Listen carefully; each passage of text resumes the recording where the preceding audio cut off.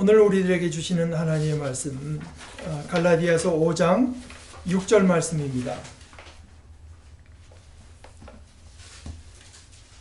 그리스도 예수 안에서는 할례를 받거나 안 받는 것이 문제가 되는 것이 아닙니다. 가장 중요한 것은 믿음이 사랑을 통하여 일하는 것입니다. 하나님의 말씀입니다. 하나님 감사합니다.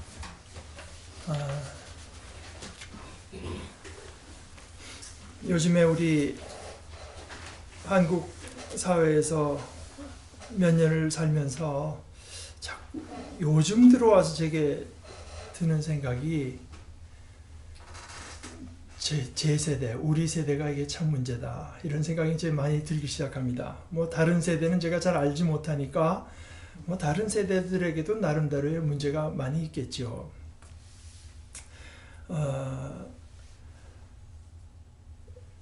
어쨌든 저희 세대가 어떤 면에서 이 한국 사회의 어떤 원만한 민주적인 발전을 이게 가로막는 부분이 상당히 크지 않은가 하는 생각이 저한테 이제 많이 들고 있습니다. 이 한국 땅에 일본으로부터 해방이 되고 미 군정이 들어서면서 소위 이 땅에는 민주주의를 표방하는 체제가 들어섰는데, 그래서 저희 세대는 이제 그 후에 태어나서 스스로가 다, 우리는 다 민주주의 교육, 민주교육을 받고 자라왔고, 뭐 독재도 있었지만 대체적으로 민주사회에서 자라났다는 생각을 거의 모두가 이제 가지고 있다고 저는 생각합니다. 그런데 과연 그런가? 그런 의심이 이제 제게 드는 것입니다. 우리는 그저 민주주의라고 하는 것을 다 안다고 생각하는 세대가 바로 이제 저희 세대인데, 그런데 과연 우리가 민주주의라고 하는 게 뭔지, 그게 왜 좋은지, 그리고 그 민주주의라고 하는 것이 손상되면 이 사회가 어떻게 되고 심지어 나 자신은 어떤 삶을 살게 되는지 우리가 깊이 생각해 본 적이 있고 거기에 대한 확신을 갖고 있는 것인가. 제가 신학교를 다닐 때 그 설교학 교수가 클래스에서 두어 번 이런 이야기를 한 적이 있습니다. 아마 그 두 번 더 이상한 것 같아요. 우리는 역사를 통해서 파워라고 하는 것, 권력이라고 하는 것은 나눠져야 된다 하는 것을 우리가 다 배웠습니다. 뭐 이런 말들이 이제 이런 말을 몇 번 하는 걸 제가 들었습니다. 근데 그분이 뭐 앉은 학생들이 그걸 몰라서 그걸 가르쳐 주기 위해서 한 말이 아니었습니다. 그때 그분이 하는 말의 뉘앙스라고 하는 거는, 여러분이든지 나든지 이 어떤 권력이라고 하는 거는 나눠줘야만 된다고 하는 것을 배워서 알고 있잖아요. 알고 있지 않습니까? 뭐 그 정도의 뉘앙스였습니다. 그런데 저는 사실 뭐 어찌 보면 평범한 이야기죠. 그러나 어떤 사회 구성원들이 민주주의가 돌아가는 그 민주주의의 아주 기본적인 어떤 작동 원리를 그렇게 상식으로 다 여기면서 수시로 서로 간에 확인하는 광경에 저는 상당히 깊은 인상을 받았습니다. 뭐 지난 여름에 잠깐 파리에 갔을 때도 제가 깊은 감동을 받은 것은 소위 그 자유, 평등, 뭐 박애라고 하지만 하여간 그 프레터니티를 뭐 유치원이건 어디 뭐 다 그냥 어디나 이렇게 써붙이는 것을 이제 보고 제가 깊은 인상을 받은 적이 있는데, 이 민주주의라고 하는 것이 결국 주권, 재민, 권력은 국민에게 있고, 그리고 그것이 권력이 국민에게 있다고 하는 것이 그나마 지켜지려면 어떤 개인이라든지 또는 어떤 집단의 권력이 전적으로 주어져서는 안 된다고 하는 것을 시민들이 기본 상식으로 여기고 있는 것이 저게 바로 선진국의 모습이로구나. 저런 사회에서는 민주주의에 반하는 것이 참 들어서기가 어렵겠구나. 이런 생각이 이제 많이 들었습니다. 그런데 제가 느끼기로 제가 비교적 알고 있는 것 같은 저희 세대는 주권 재민, 삼권 분립 또는 말하고 모이는 언론이나 집회 등의 어떤 기본 권리 또는 영어로 check and balance라고 하는 견제와 균형, 이런 것들이 어째서 이게 정말 필요한지, 이런 것들이 손상되면 어떤 안 좋은 일들이 일어나는지, 이걸 오랜 동안의 역사를 겪어가면서 투쟁을 통해서 체득하는 대신에 소위 어느 순간 외래에서 들어온 민주주의라는 것을 받아들이고 나서는 그동안 몇십 년 안 되는 짧은 기간이나마 우리가 받아들인 그 민주주의라고 하는 것을 우리 나름대로 소화해내는 어떤 진정한 의미에서 학습 과정을 거치는 대신에 그냥 민주주의 하면 그거 그냥 아는 거 아니야? 그냥 아는 것으로 여기고 있는 세대가 우리 세대가 아닌가. 모르는 것도 문제지만 알고 있다고 여기기 때문에 그것이 더 큰 문제가 아닌가 생각합니다. 나하고 입장이 같은 사람만 그저 자유롭게 말할 수 있기를 바라고, 또 내가 동의할 수 있고 받아들일 수 있는 생각을 가진 사람들은 복장을 입고 선글라스를 끼고 와서 다른 사람들을 위협해도 그저 반대쪽에 있는 사람들이 마스크를 쓴 것만 이쪽에 선글라스 쓰고 자기 정체를 감추는 건 괜찮고, 상대편은 마스크를 쓴 것만 제재를 가하는 것을 공공연히 찬동하기도 해요. 심지어 최근에는 불행한 얘기지만 제 가까운 친구가 하는 말 중에 족제를 하면 차라리 좋겠다 하는 말도 제가 들은 적이 있습니다. 그 독재라고 하는 것이 이제 내가 듣기 편한 말만 하는 사회가 됐으면 좋겠다고 하는 거죠. 근데 이제 문제는 그러면서도 스스로는 민주시민이라고 아무 의심 없이, 사실은 의심이 없는 건 사실은 아무 생각 없이 그냥 그렇게 여기는 것 같아요. 그죠? 그래서 이게 어쩌면 앞으로는 독재적 민주주의 이런 말이 생겨날지도 모르겠습니다. 독재와 민주주의는 양립할 수 없는 거 아닙니까? 힘이 어떤 개인이나 특정 집단에게 주어져서 다른 국민들은 그 힘을 행사할 대상으로 여겨지는 것이, 그게 어떻게 민주주의라고 불릴 수 있겠습니까? 제가 오늘 물론 시사 얘기를 하려고 하는 것은 아닙니다. 그러나 이 사회가 많은 희생을 치르고 얻어낸 민주 질서가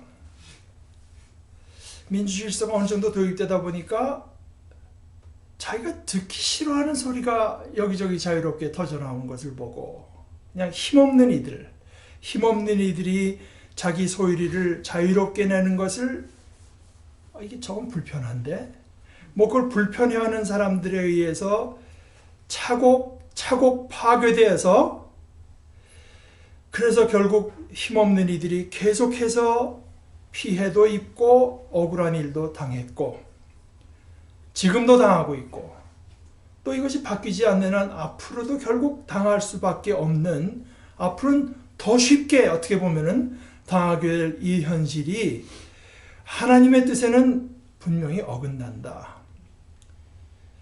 는 것이 분명해서 말하는 것도 있고요. 나아가서 무엇보다 오늘 갈라디아서에서 나타나는 교회의 모습과 많이 겹치는 면도 있어서 이야기하는 것입니다.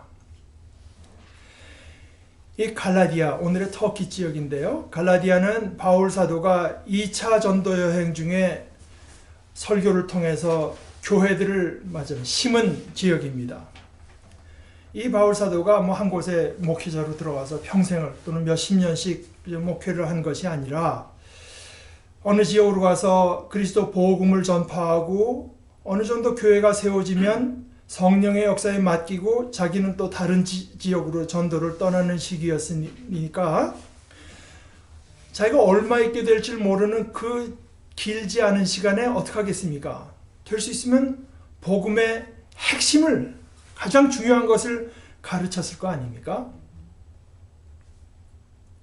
그런데 사도가 이제 이렇게 교회가 어느 정도 쓴 것을 보고 떠난 뒤에 다른 전도자들이 갈라디아 지역에 왔습니다. 와서 교회들에게 몇 가지를 가르쳤습니다. 할례라고 하는 건 남자의 생식기에 피부를 잘라내는 것인데, 할례를 포함해서 유대인식의 규정과 율법을 지켜야 된다는 것이었습니다.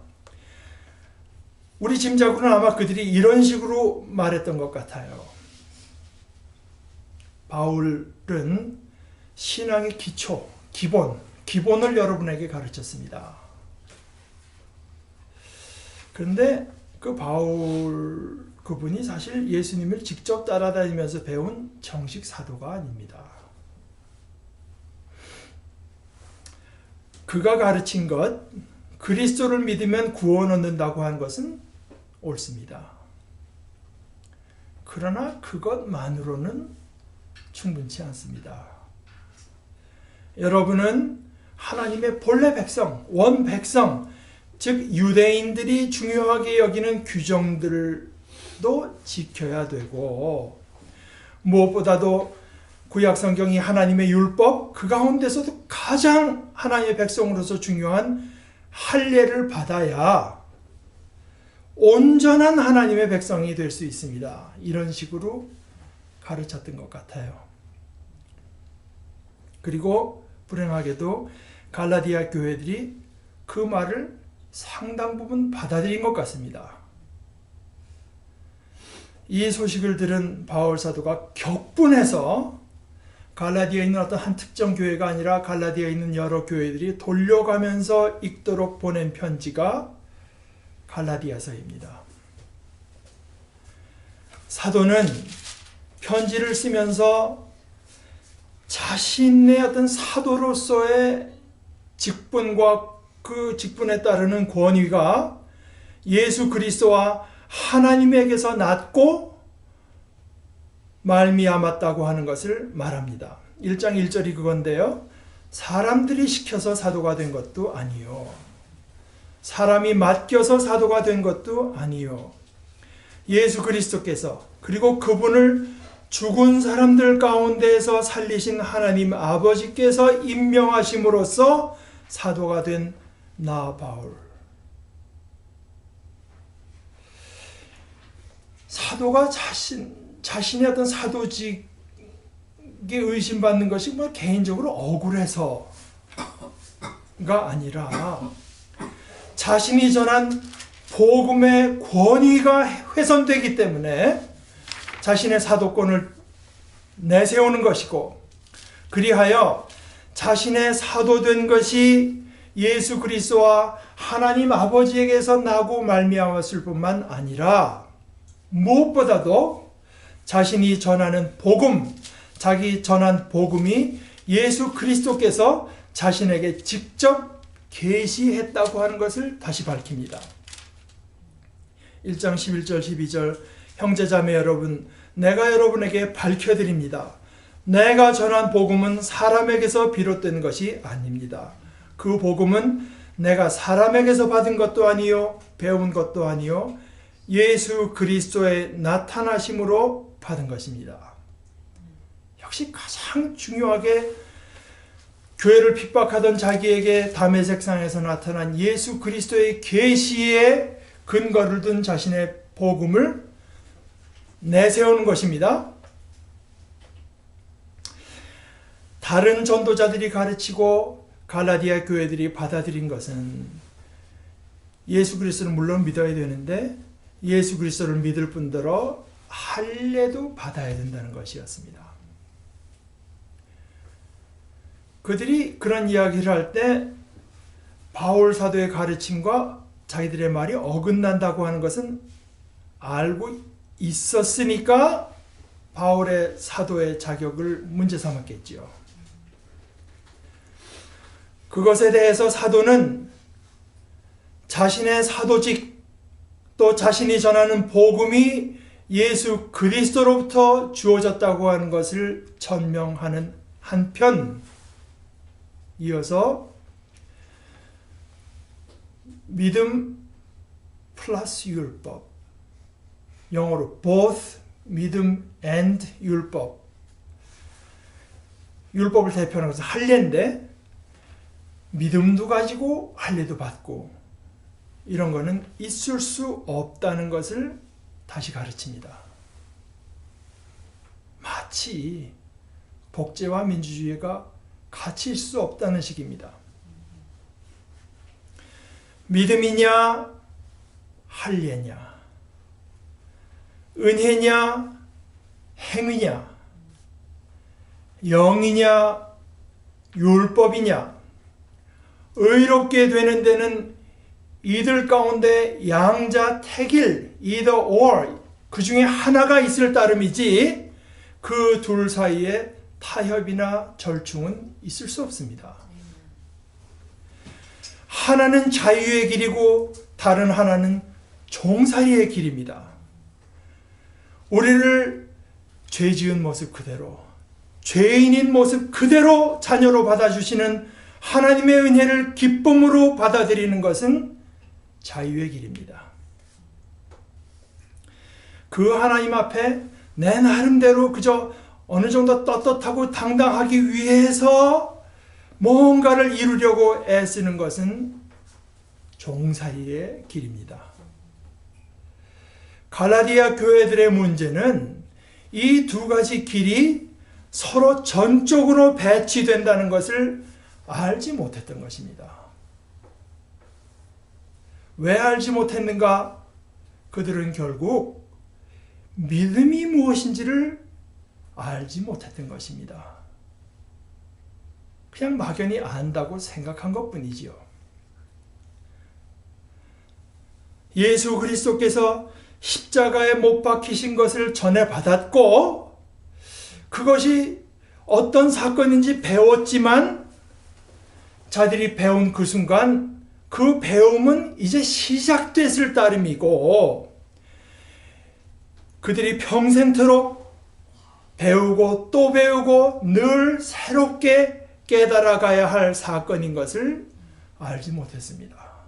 바로 그래서 홀린 것입니다.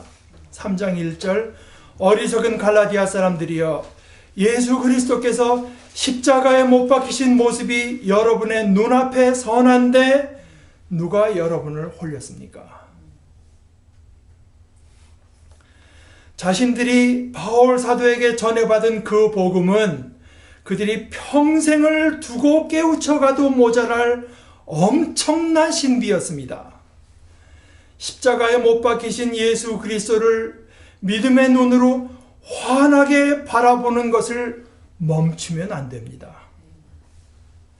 이 그리스도를 믿어서 그리스도를 믿음으로 의롭게 되는 그 진리를 그 말씀 그대로 굳게 붙잡고 끊임없이 그 뜻이 무엇인지 묻고 또한 그 말씀에 나타난 하나님의 뜻에 순종하고 실천하면서 그 길을 몸으로 걸어가는 가운데 과연 이 모든 것이 전적으로 하나님의 은혜로 이루어지는 것이로구나 하는 것을 내 삶의 모든 것을 통해서 배워가는 것이 그게 믿음의 길입니다.